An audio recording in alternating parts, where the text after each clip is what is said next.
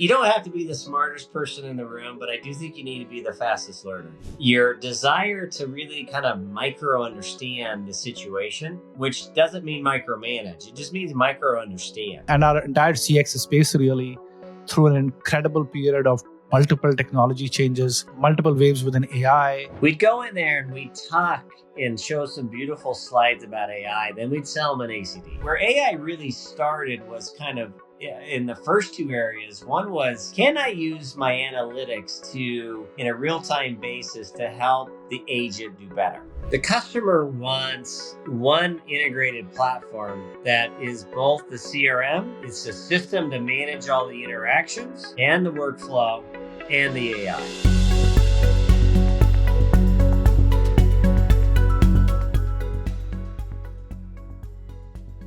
Thank you so much, Paul, for joining us. It's my extreme pleasure to welcome Paul to our CX Innovators podcast. Paul is an incredible leader. There are probably very few leaders in the world who have seen the evolution of CX like he has.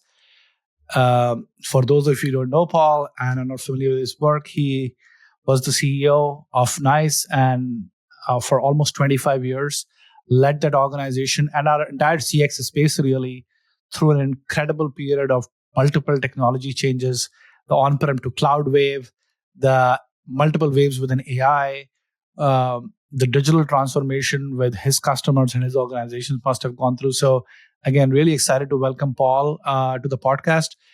For now, he is advising companies like us and many other incredible companies in the space. And I'm sure the audience will uniquely enjoy this particular episode. Thanks, Paul, for joining us. Anything I missed in your introduction? No, not really. Great to be here. I spent a good 25 years in customer experience, and actually I'm still very active even today. So it's been a fascinating, fast-growing, very dynamic market in the last 15 years. And no, it's great to be here, Ashish. Thanks, Paul. So as we start the conversation, would love to understand how you got started to CX. You were an early pioneer in this space. Walk us through your journey at NICE and maybe even before that, how you got into CX, and then let's start there. Yeah, you bet. So we actually, when you say start early, there is an early period, and actually where we started, and a lot of people don't actually know or remember this, but early 2002 or so, we acquired a company named iLink. And at that point, the name of the company was United Carrier Networks. And so we were primarily providing telecommunication services, long distance, toll-free numbers, back when long distance cost maybe 11 cents a minute. and we were a switchless reseller. We bought iLink. It gave us some switches across the United States. And we were providing telecommunications primarily as our main products until about 2005. And we had about 70, 80 million in revenue. We were looking at the market, and we just kind of felt like we were never going. We saw long distance kind of coming from 11 to 10 to 9 to 8 to 7. And we felt like, we would never be that unique in telecommunications. And right. So we started to ask ourselves, what could we do that would be different, that we could be, the best at versus just another carrier. And to that point, our strategy was really provide the same services with a better customer experience. That was basically our strategy. Yeah. And to help the mid-market customers have a better experience, with a telecommunications provider. That was really what we did. And so we started in about 2005, we basically started to say, what could we do different? And we started to look at, this idea could we provide some kind of services on top of telco?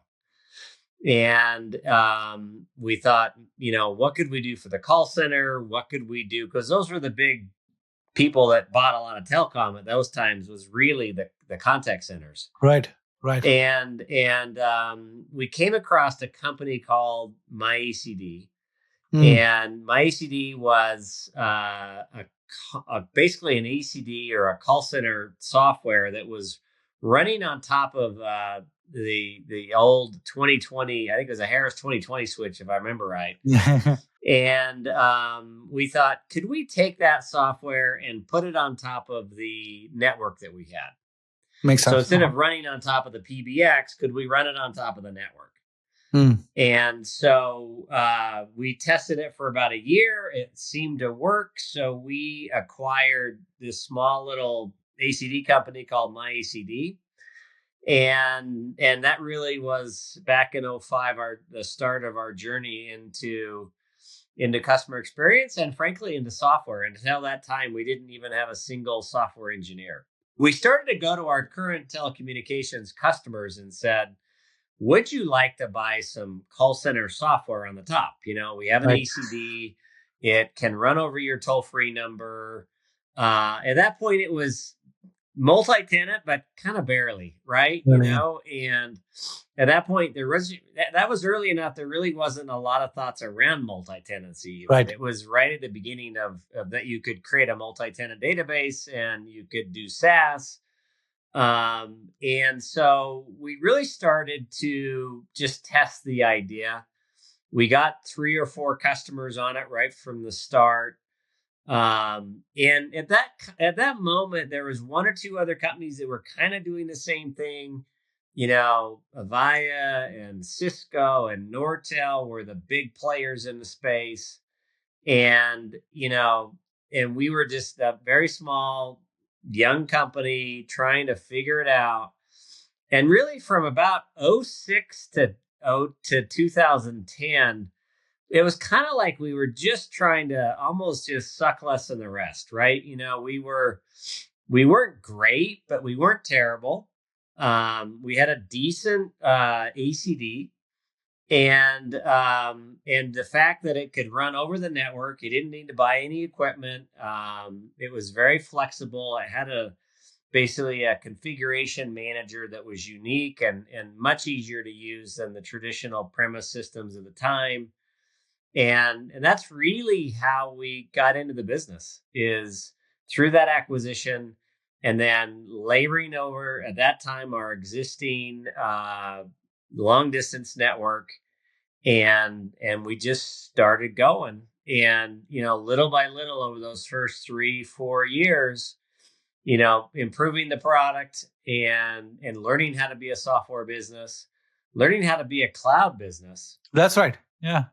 and also learning how to sell it in a SaaS model where they just paid a monthly fee to get access to the network. There wasn't really a lot of companies ahead of us saying that. Was right at the point where Salesforce was starting to say no software, and we were right at that kind of bleeding edge at those early days.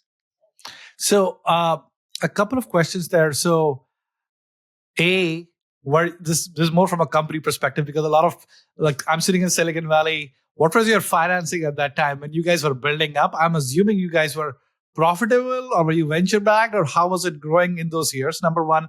And on the technology side, when you made the decision to buy this small company, was this how much of it was looking forward and like, this is the world is going towards cloud or software, or is it just keep our, like, looking at the next big opportunity of growth? It's all often combinations of both things. I'm just curious what it was for you guys. Yeah.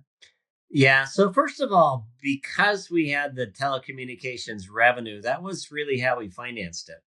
Makes sense. Yeah. We did. Classic business, Yeah, and Yeah. so we did some small investments, but it was mostly through the telecommunications that we were able to create the primary cash flow. Makes sense. Yeah. And frankly, that's one of the reasons why we survived, because some of the pure plays at that time, they were too early. Right. And they raised $10 million.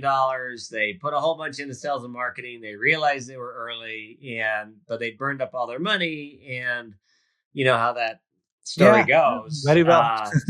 And we were able to be a little bit more patient because we had that secondary revenue source, Makes sense. Yeah, very strategic. Yeah. and that gave us a little bit more patience than everybody else. And because we were a network, we had an advantage that we didn't have the other competitors had to figure out the network part, but we were the network in addition to the software. So we were kind of the first one that came with both answers. And before, we look at it now and it feels pretty easy because now it's voice over IP, it's all data. Back then we were dragging, T1s and all kinds of different pipes into the buildings. It was far more awkward to be a network back in 2008, 2009 Yeah, than it is today, right? of And course. Yeah. so you didn't have these large data networks. It wasn't all routing through packets. It had to go as a voice stream. It was a lot more complicated back then to make this work. Mhm. Now, I wish I could say, wow, we were really visionary. Yeah, yeah, yeah. I wish we could say, we knew exactly what we were doing, right? It would Mhm. sound smart. But we really just knew what we weren't going to do. Mm. We knew that telecommunication was going to move to cellular. We knew that market was going to struggle. In fact, it went through a massive recession in some of those years, and it really hit a lot of the aspiring telecoms. And we were really happy to not have telco debt, and we were really happy to have a little bit more diversification with the software. And we just knew that over time it was better to get your ACD on top of a network than it was to put it on the prem. Right. Makes sense. And we knew that we had made it a more simple and agile ACD Mhm. than the Avayas or the Ciscos, because they were, we could make a change in 5 minutes, which those back in the day it took $2,000 or $3,000 in a change order to do with a Cisco system. Very interesting. Very interesting. Very interesting. So fast forward, this is 2009, 2010. This is also, you're exactly right. Salesforce and this native cloud wave has started to happen. Talk to me about the NICE relationship. How did that sort of get on your radar? And then the post merger business, how did that look like to start with? Yeah. Yeah, so actually between around 2011 and 2016, we picked Verint as our partner. Interesting. So we used Verint WFM, we used Verint QM, we used some of their performance management, and we were one of their larger partners. And what we basically had done was we said, look, Interactive Intelligence and some of the others were trying to make it on their own, and we felt like we'd come in and partner with Verint that let us just keep focusing on developing the ACD at the time and in starting to think about how to make it multi-channel for digital. And then we were using Verint as all of our WFO. We did our own recording, but everything else we did through Verint. And we had a great relationship, and we grew quite a bit with them over those 5 years. And that was at the time and we had started to build the Verizon relationship and some other go-to-market relationships with Siemens in Europe and some different groups. And so in about 2016 is when, we had a couple of companies come to us and say, hey, we'd like to buy you. Hmm. And though we turned down other offers along the way, we kind of looked at the market and said, look, there's going to be a consolidation of omni-channel and all of the WFO. We felt like, we wanted to get ahead of that transformation. And so our board, at that point, we were public, we were trading on the NASDAQ. Oh, yeah. and our ticker symbol actually was SAS, SAAS, and I that did not says how know. early we were. Is that Wow. we can go get the SAS ticker symbol when we went public, That's pretty and cool. I did not know that. That's you yeah, it were was the a cool original SAS. symbol to have. We were it was sad to lose it when we went to NICE or NICE, right, Yeah, which yeah, is yeah. also is not a bad Something symbol. like that. Yeah. Um, but anyway, so yeah, we took a couple different offers. We looked at them, and we felt like Nice was first all cash, and then secondly, because we were very different companies, Hmm. it was good for the customer, good for the employee, and literally, when when we were acquired, it really, we almost just kept growing. It wasn't about merging and eliminating a lot of roles. It was none of that. It was really, here's a new division, a standalone division inside of Nice, and our job was to really become the future for both companies in the cloud. What a good strategic move for Nice and for you guys, really, because since then, you guys have been the trailblazers in the space. Um, Talk to me about a. Um, we'll talk about technology in a second. We'll talk about AI a lot, but your own journey as a leader of the combined enterprise, right? And as you were as you were navigating this new space, you kind of were doing WFO and CX intelligence stuff already. But as a leader, did you have to change or learn new things to navigate this business while you were doing, contact center or telephony before? I personally had to go. First of all, the company went through multiple transformations, right? Right, From telco to business telecom, from business telecom to software, from right, software to cloud, from cloud to multi-tenant to digital to WFO right, to public. I had to personally change probably 6 or 7 times along the way, right. because when I started, I was, basically 31, and I had limited management experience. Hmm.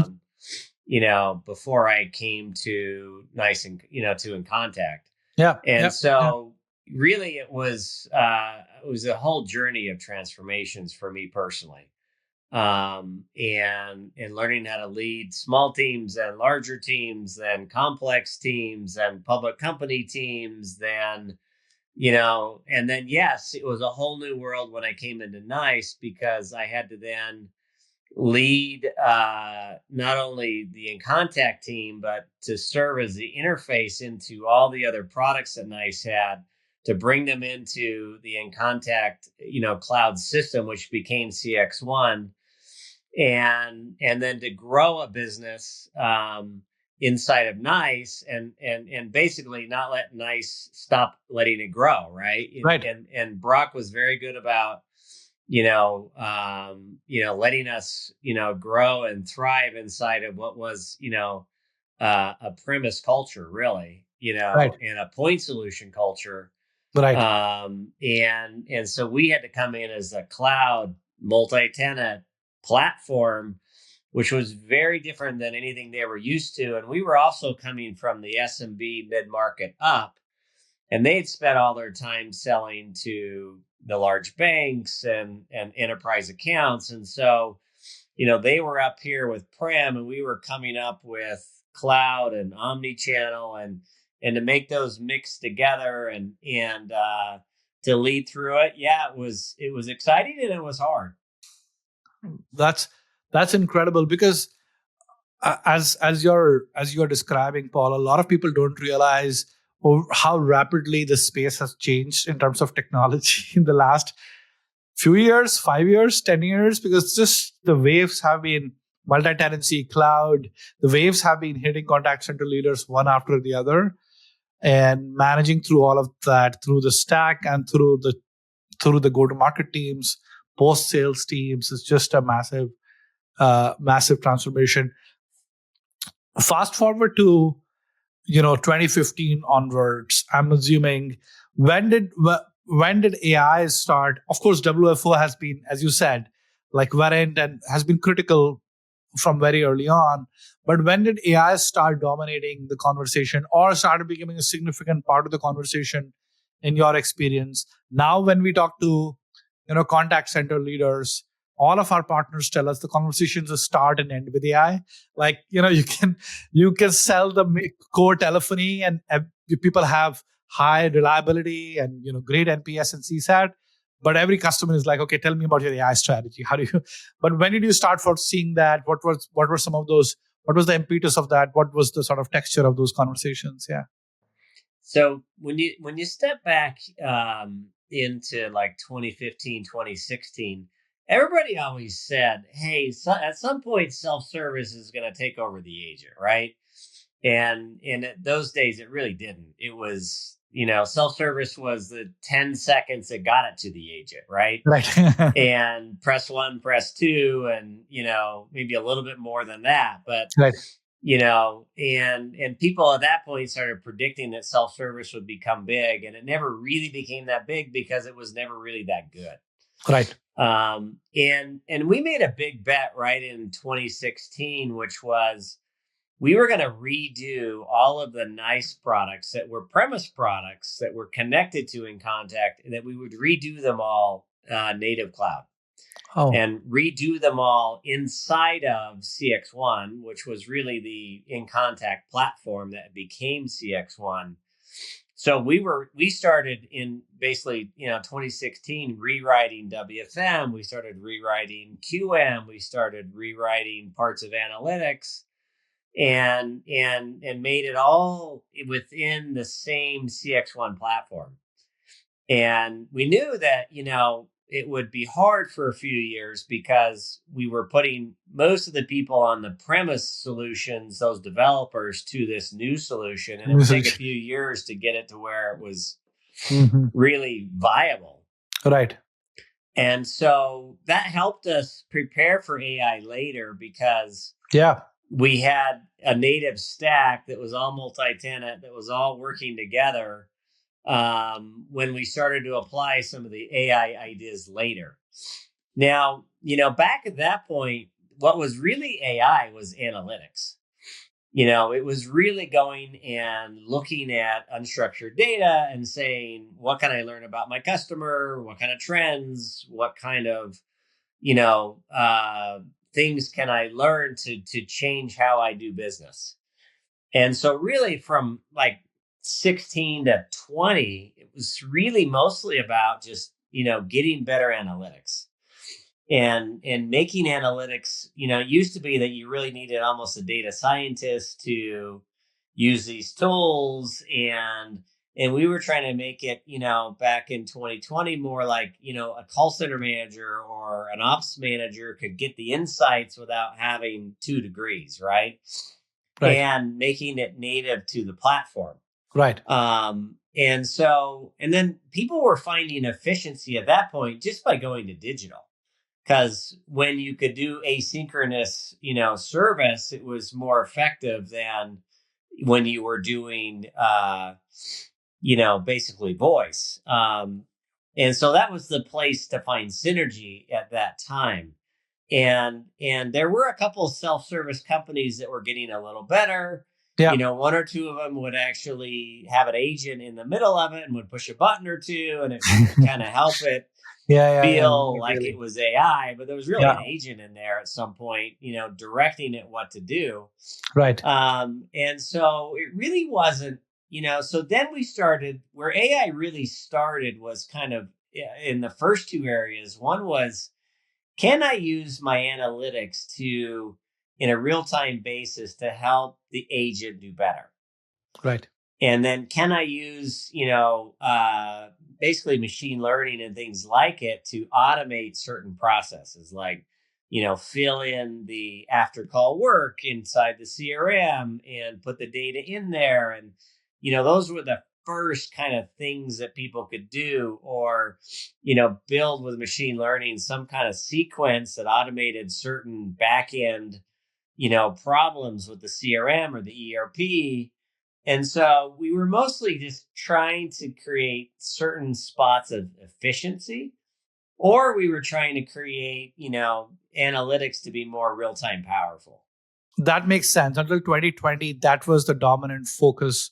That was the dominant focus for customers, and also where you guys were seeing efficiency. When you and I first met, you used a sentence which I still remember, which is level AI is making AI which not like there's AI which looks well, and then there's AI which people use. And can you talk a little bit about that? I know the general tenor for me was AI which people use are things like analytics, which are to improve the efficiency, and then there is AI which looks well sometimes. Yeah, talk more about that. I think that's kind of interesting concept. Yeah. Yeah. And so, really, when you kind of step back from like 22 to 24, Right. we'd go in there and we'd talk and show some beautiful slides about AI. Then we'd sell them an ACD, right? Or we'd sell them, analytics, because at that point it wasn't really good enough to make self-service better. Right. And some of the ideas around improving the agent, it was kind of cool, but it Right. wasn't quite mainstream yet. And so really the only thing that was very applicable was almost just some agent efficiency, like filling in their after call work. It was kind of what you could really do that made sense, right? Right. And, back in 22, 23, we really spent a lot of time looking at all the self-service companies out there and saying, is any of them ready?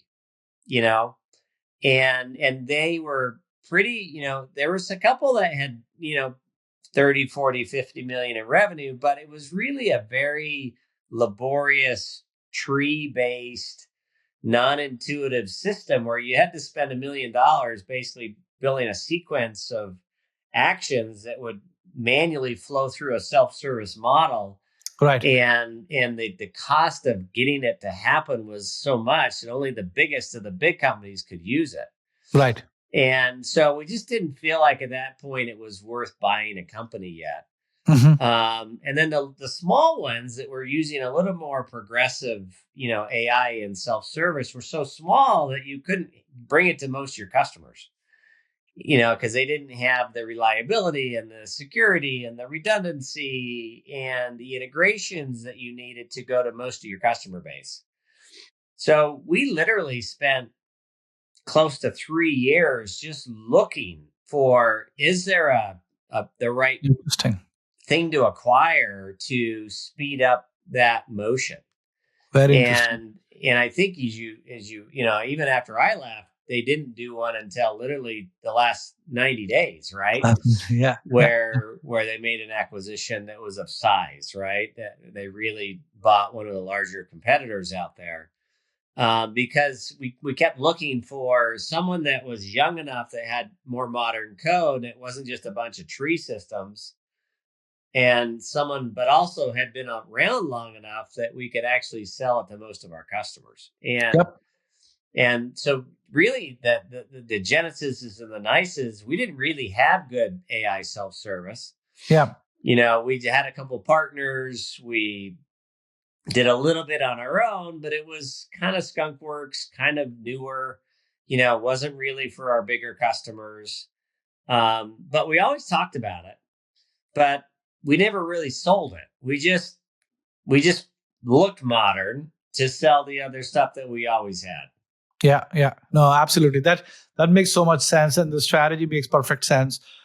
Maybe double clicking on the analytics and WFO side for a second, Paul. So there are a lot of we talk to a lot of customers who are looking for a next generation, quote unquote, auto QA or voice of the customer / analytics product, or next generation Copilot product.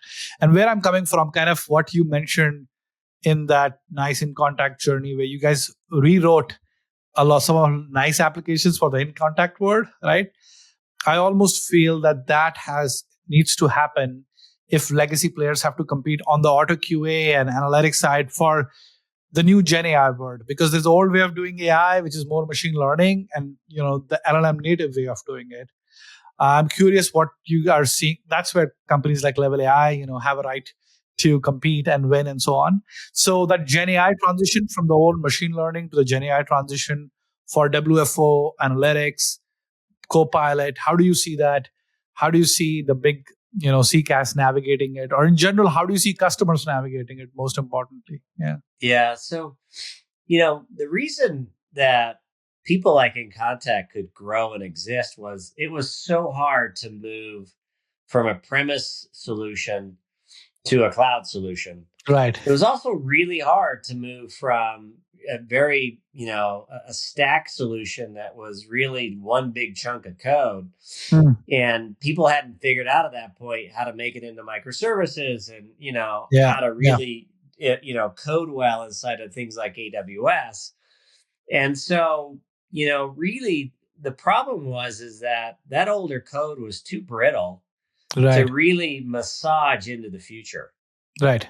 Right. Yeah. And, that's the issue that Baron and Nice and Cisco and Avaya all had was they had stable quality like code, but it wasn't easy to change. And to do what you needed to do in the future, you had to start again. And starting again was 3 or 4 years. Yeah. And starting again was also that you had to take your upfront premise sales into monthly cloud revenue. And it created such a cash flow dip. Not only you had to build all this stuff before you could sell it, you also had to then take it in monthly cash versus, upfront prem sales. So you take the technology and you take the model, and it really made it hard for anybody to really fix or change what they were doing. It was just too hard to make the difference. That's why people like In Contact, people like yourself, we had this opening because the paradigm shift made it so hard for the legacy players to be to compete effectively in the new world. That's a really interesting point, Paul. So one way which I often explain to people the software, customer service software stack, and it's a very gross approximation, but talk about the contact center layer, which is the telephony or the omni-channel digital layer, chat, email, telephony. There's the ticketing and CRM layer where folks like Salesforce and Zendesk dominate. And then there's the AI layer, right from self-service to analytics to Copilot and so on. All the three layers are trying to do AI. Salesforce is trying to do it. Of course, Nice and Five9 and Twilio and Genesis are trying to do it. Who do you ultimately, you have a unique perspective. Who would you put your money on 5 years out, given how important AI is in the customer conversation, and none of these are small players, right? Like Salesforce is, they have a big checkbook. There's a company in our space, Sierra. They raised $1 billion already. Last week they announced a round of 500 million. So they have a checkbook. We have raised money. Like there is a rich body of innovation happening all three. If you were to put your money, which of these things, which track do you see dominating the AI space? Or maybe, I'm curious actually. It's you have a unique perspective here. Yeah, Ashish, it's a really good question, and it's a hard question to answer, but I'll tell you what the customer wants first. The customer wants one integrated platform that is both the CRM, it's a system to manage all the interactions and the workflow and the AI. So what the customer wants is all three mashed together in one system that's easy to implement and easy to maintain. And they want it to be a SaaS model in the cloud. So then the question really is okay, who's most prepared to offer all three of those? And can they? So if you ask me scenario number one, it probably would be the companies with the largest megaphones and market caps are the CRMs. So, could the CRMs acquire their way there? That's the easiest answer because they have the megaphone and the market cap. I think it's naive for the CRMs to think they can innovate their way there. I think that the concept of omni-channel interaction management, especially with voice, is such a hard place to write code. It's so different than what they traditionally do in a CRM. So I think that they'll never, and they're not putting, like NICE has probably, I don't know, 1,500 developers working on this. I don't see Salesforce putting 4,000 developers on this. And that's what they'd have to do. And they'd have to do it for 3 or 4 years. So I don't think they have the stomach to go actually beat the CCAAS players in the full stack. And then I don't see the AI players necessarily willing to go be the full CCAAS and be the full CRM. And so, part of me says the CRMs will lead consolidation and there'll be acquisitions. And if that doesn't happen, I think it'll stay a fragmented market where everybody's battling for their space in the stack. How about data in that case, Paul? Because that's another one. The contact center leaders control a part of the data, which is the conversation, the audio. The CRM ticketing systems control a part of the data. The AI systems control a part of the data, which is the metadata and all the derived stuff, right? Do you see, like, it's happening in AI increasingly? I don't know if you noticed, but Slack, I think, said, you know what? Other AI companies can't use the Slack data to build an AI agent on top, like Salesforce enforced that. Do you see data becoming more and more sort of cordoned off, like walls in between data? Because as people try to jostle for space, or the other is customer says, you know what? It's my data. I'll give it to whoever it matters. But then there could be rationing or metering between the different layers. You got to pay for every step of the data. How do you think about that? Yeah, it's an interesting question, because I think if you said to the vendors, do what you want, they're going to protect the data for a competitive advantage. The problem is the customer doesn't want that. And so if the customer gets his way or her way, they're going to force everybody to share the data. Or they're going to take the data and they're going to give it to everybody else.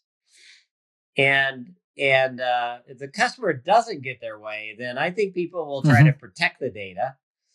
But in general, I find in business, the customer wins.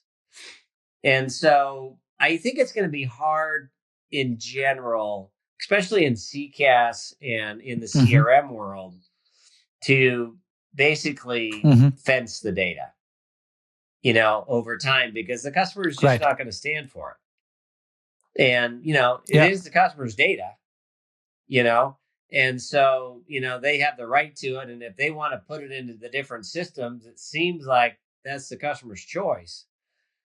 So I think over time, though the companies would like to fence the data, at least in CCAAS, I can't talk about every market. I think that the data makes is going to sense. flow. Let me ask you another one. I'm loving this conversation. CCAAS companies, BPOs are trading at, I think, irrationally low multiples. Some of the CCAAS companies are trading at 2x, or and BPOs are trading at less than 1x of revenue on public markets, right? What do you advise a lot of companies? You are a thought leader in this space, right? If you're advising a CCAAS company to get software multiples, which it is, these are software companies. What is your advice? And same for BPO. I get this question a lot as well. What are you advising? How do you change the public market perception? And in general, how do you change your strategy? Yeah. So I think what's happening to CCAAS first is, multiples come down when there's fear. And so what you've seen in the last year or two after COVID is the deaccelerating growth rates for cloud inside of CCAAS. And so the investors look at that and they go, why? Right? Is it that the CRMs are taking over? Is it that most of the business has been won? Is it that, it's becoming commoditized and the rates are starting to come down? Because the CCAAS had very good multiples when the growth rates were higher, and so as those growth rates have come down, really the investors asking the question, which is, okay, is it because of the CRMs? Is it because of AI? Is it because the market's Right. mostly captured? And the investor doesn't know that answer well. And because they don't know that answer, they're discounting the values of these companies. And on one side, these companies have very good technical moats. It's going to be very hard to take away this revenue. On the other hand, it's very true. They're not growing very fast. And so, until some of these companies can articulate, I think, a more progressive AI story that shows it can defend against the CRM and shows that it can accelerate its growth rate again, I think they're going to stay a little bit in the penalty box. And the other problem that CCAAS has is, for years it kind of loosely was associated with UCAS. And so people watched UCAS get literally destroyed as a market, by teams. And so they kind of look at their cousin CCAAS and say, can that happen to them? Because literally you saw, from Zoom to Ring Central and others just really lose their market caps when, something like Teams could come out and for almost no cost replace the market. And then what do you think about the BPO space? Because those valuations are even like the large, the Concentrics and the Thalases and the Teleperformances of the world. Those valuations are even getting more penalized. Yeah. Well, so I think the problem for the BPO is I don't know that they've articulated what's next for them. Because you kind of look at it and say, hey, labor margins are coming down. Agent count is coming down. And technically this stuff could get replaced with a bot. So, at that point you're in a declining market that's getting commoditized. And so if these, I'm a little bit surprised that the larger BPOs aren't putting all their cash flow back into AI and saying, look, we've built our own bot and we have our agents, and between the two of them, you get this beautiful blended experience because we're really good at an agent, be it human or not human. But the problem is at the end of the day, the BPO is not a software company. And somebody said to me years ago, back in the 1910s, the most powerful companies in the United States were the railways. And, but none of them became the airlines. They were so used to putting, multi-ton trains on two rails and going through the country that when somebody built a plane, that didn't look anything like their train. And I think for the BPOs, it's very hard to say, I've been in the people business forever. I've acquired technology, but I've never made it. To all of a sudden, I want to be an innovator in AI.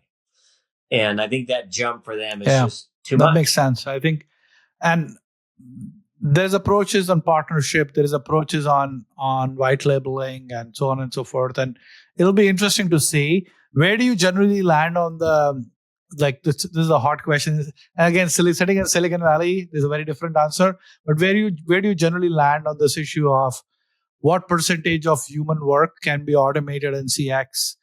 Is the it's an interesting question, and to give you to give you an example, when we built, basically, cash machines on every corner, we all thought we'd get rid of the branch. That's a really good example. Yeah. Uh-huh. And so all of a sudden you wake up 30 years later and there's cash machines in every corner and there's still just as many bank Yep. branches. And so you ask yourself, Yeah. why?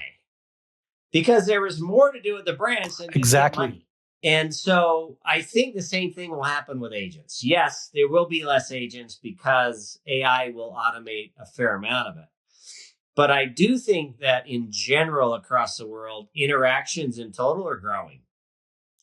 And so, you have more and more interactions happening every day. I think when we look at our own personal lives, we've doubled or tripled our interactions in the last 10 years. We've gone from 5 or 6 phone calls a day That's to really good. literally hundreds of emails and texts and SMSs and Yeah. WhatsApp Yep. every day, right? And so the interaction count is increasing Yeah. still, I feel.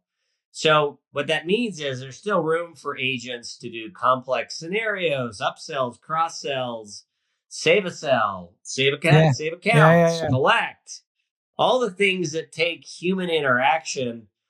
I don't think companies are going to be able to walk away from, because the other reality that's come through social media is that we're still in a reference economy. And we can't, the consumer now has control of our brands through social media. And they can really hurt our brands if we stop delivering a good value with a pleasurable experience. And so the pain of that is big enough that companies are still saying, I need to create a really good customer experience strategy that combines humanity with efficiency. And kind of gone are the days where you can just force everybody to your website, not give them a phone number, and tell them good luck. 100%. You know, No, your example of the bank branch and automation and the journey makes so much sense. One of the things which I try to talk to people about who are not from this space, a service rep is a financial advisor in some cases. He or she is a first healthcare check for you when it's a nurse on the phone. They are troubleshooter. They are, coach in some cases when they're helping you navigate a purchase. So it's not a simple question answering machine, which is what you think of, which is the sort of cash ATM example versus there are so many other use cases of a branch outside of just taking out cash. So those use cases will still be important. And how many people want to get financial advice from a bot? Or even if the bot is giving a perfect financial advice, they still would buy it. Probably not, right? You would still, when you're buying life insurance or health insurance, will you navigate the entire journey with a voice agent, no matter how human-like it is? If you just know that this is AI, would you trust it with buying life insurance? I don't know. I wouldn't, right? Even though I am really deeply in technology and so on, right? Um, and that makes total sense. Maybe a last couple of questions, Paul. We can talk forever, but last couple of questions. I want to talk about your journey. Like I'm picking up so many things every time I talk to you. I pick up so many things. You navigated so many technology waves. You navigated so many organizational waves, as you said. So multiple integrations and grow the company. What, as a leader, how did you become better? Like, what was your ways of becoming better? Was it finding mentors ahead of you? Was it books? Is it family, friendships? What makes you become a better leader? What's your advice for upcoming leaders? Yeah. yeah. So, I don't know if I have the book for this, but I'll tell you at least what I learned. First of all, I think you don't have to be the smartest person in the room, but I do think you need to be the fastest learner.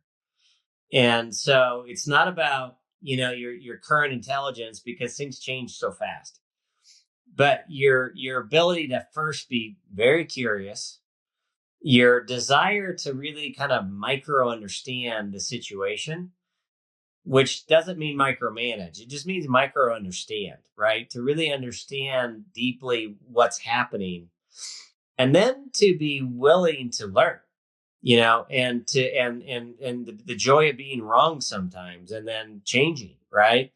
And so I think that if you can know that you don't have to be brilliant, but you have to learn fast, you have to be curious, you have to micro understand, And then you have to be brave enough to sometimes say you're wrong, and change and iterate. Those are the things that keep you relevant, right? And when you don't do those things, it's often you slow your career down because you're not True. progressing fast enough.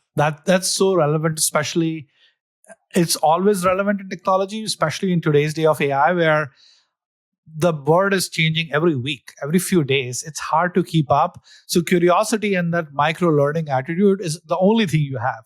Because if you lose that, you are behind every few weeks. And then the other question, shifting gears, is as you talk to customers, like what would be your advice to go to market teams and teams who are talking to customers, helping them navigate this AI transformation really? I know you have unique perspective. You've spent so much time with customers. You understand because often these customers have a lot of questions. They are under pressure to adopt new technology. They also are looking for a partner. So, what have you seen? What did you advise your go-to-market teams when you were doing this? Yeah. Yeah. So I think, first of all, the mistake a lot of sales teams make is they go and try to sell AI. And the customers aren't buying AI. The customers are buying a solution to their problem. And at the end of the day, their problem is how do I differentiate my service model and be more efficient at the same time, which is a pretty hard problem to solve. And so really the sales team has to go in and say is, I know how to improve your ROI, either quality or cost. I know how to make it safe. I know how to make it easy to implement and to run. And then I can correlate pretty easy what the end result's going to look like to your CFO. And if all that is using AI or if it's using mice and a little running thing, Who they don't cares? really care. You Yep. just have to do that, right? And so when we start just talking about, products and position in the market and everything else, you have to remember that most of those people, they get a bonus for Yep. achieving a goal. So the real question is, what's the goal? And what are you doing that's going to help them hit that goal? I know it sounds pretty basic, but that's what most sales teams forget. And they get so busy showing cool stuff, building relationships, that they don't actually walk in and ask good questions and don't actually really help the customer see the possibility. And if they do that fairly well, then they have to remember that it's not enough for that particular person to see it. Then they got to get their leaders to see it. And so you're not done until somebody who can sign the check understands what you just taught someone 100%. down in the engine room. And what would be your advice for customers who are navigating this? So this is from a sales perspective. Now, to give you a sense, like, of course, I'm sure you see this all day. Now people are using ChatGPT to find the vendors. They don't see Gartner or Forrester Wave, whatever. Like they ask ChatGPT, what are 10 vendors doing QA well or contact CX well? There's so much information out there. If you are a customer, if you were to buy software now, how would you navigate that? Yeah. So, I think, for example, I wouldn't use ChatGPT to pick my spouse, right? It's just not going to give me the right answer, right? It doesn't always have enough context. And so, really you got to go in there. And first of all, I think the first step for the customer is actually understand what they're trying to achieve. And in a lot of cases, they haven't figured that out yet. And when they don't know that, then it doesn't kind of matter what they buy because they're not quite sure what they're trying to achieve. The second thing I would say is then they got to kind of figure out, who can help me figure out how to achieve it and what products help me achieve it. And then I actually think, a really good thing for customers to do is to get references. And get references from people that are using the same tech. Get references from people in the same vertical. Get references for people that are using the same CRM. and try to mimic the scenario that you want to achieve as well as you can with someone that's gone through it. Because often not knowing some of those variables is 100%. what blows it up. That's such a good point about first having a goal of what I'm looking to achieve from this, and everything flows from there, and not using ChatGPT to pick your spouse. No, it's the context is missing. It could be a part of starting your discovery process, but it's not obviously doesn't have so much context. It's basically summarizing what's on the exactly. for you. At the end of the day, that's kind of what it's doing. And yes, that can be very helpful and much faster than just browsing on the web. But that doesn't give you the insight and wisdom that the deeper dive with actual customers 100%, and references 100%. Paul, thank you so much. This was a wonderful. We were like, I don't know where the hour flew, but I really appreciate your time. I think this will be. We covered a lot of topics, right, from the future of some of these spaces, companies, technology, approaching market. I think this is a very powerful episode, as I thought it would be. Well, it's good to be with you, Ashish, and good Thank luck you. in all you're doing.